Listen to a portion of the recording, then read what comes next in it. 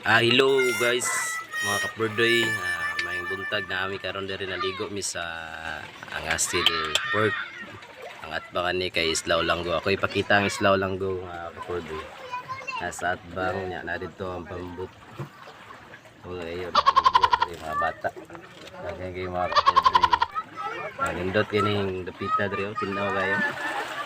Overlooking mga kapurdoy. Nindot guys tanan ay ligo-ligo pero kung adlaw nga Sabado, Domingo may pinakadaghang tao diri mga kapurdoy. Ako nindot kayo kapita kita ang pambut. Mga kapurdoy hapit na malarga kanang yelo nga pambut. Adong na siya sa isla sa Santa Rosa. Kita ito si Batang Yagit. Batang Yagit, mga pobreng hilas. Nagkaon-kaon na siya, nagtiltil. Oh, magid mo agdataon. Karon mabalik kami kaligo karon.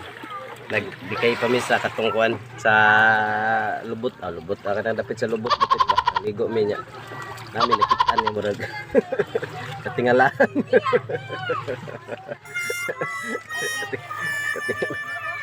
Mga kapurdoy no, nakita na ninyo no ang atong ano agad murag against the light mga kapurdoy ari tago dadari napita.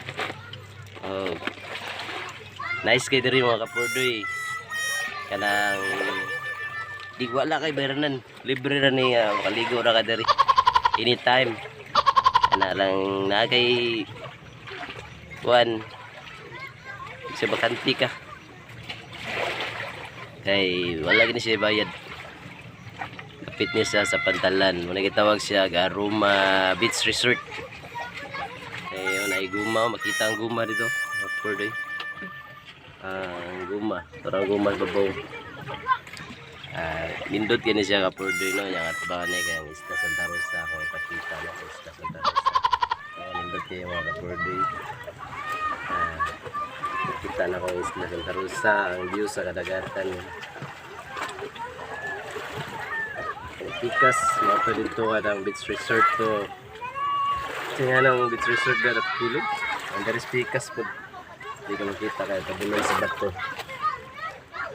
Batang Yagit na sige nagligo-ligo. Nindot ko yung panahon kayo medyo din siya init na panahon.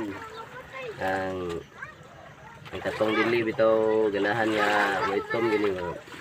Pwede ra gid siya kayo. Landong kayo ang palibot mga kapurdoy.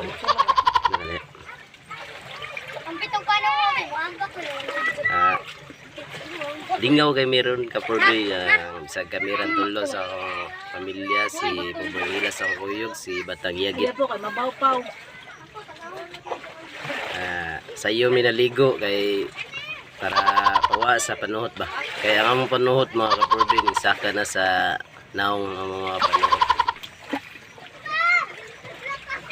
Ako sa dibalik ang view sa atong kadagatan.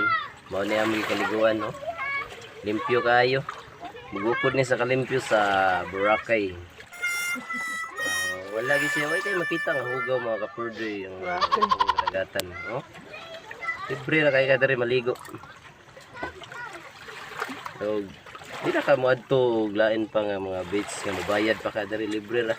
Bisag piso wa kay mabayaran. Ang imo lang ani nang pasensya ra. Kay iglangoy bitaw nimo nya. Igtungan nimo ba na kay na kay ma-encounter nga mga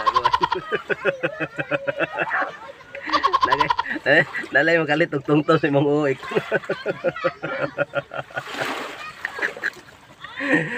Wala gitawag ka ng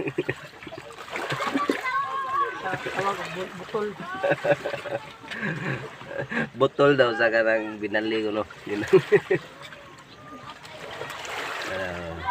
Kapurdoy dera hapit na malargang pambut ha. Hapit na siya malarga. Uy, puno na siguro na kay nanakay na mas babaw. Mo siguro mo siya goan multicab di ay kay pwede man sakyan babaw. Nagtaplod na mo ba no? Kuya wa karon kita og mga kapurdoy kanang pambut ba nga pwede mo. Pariharam din ang tuwan day para padung sa Tapi pwede din babaw din. Upload mo. Pero karon pa ko ano na, ang langgo pwede na din sila mag-upload no. Ano na nila upload malaki sa upload. Pambot to. Ya parang mag-una gid nila gabot. Na tanaw, mga regularga na sila mga kapurdo.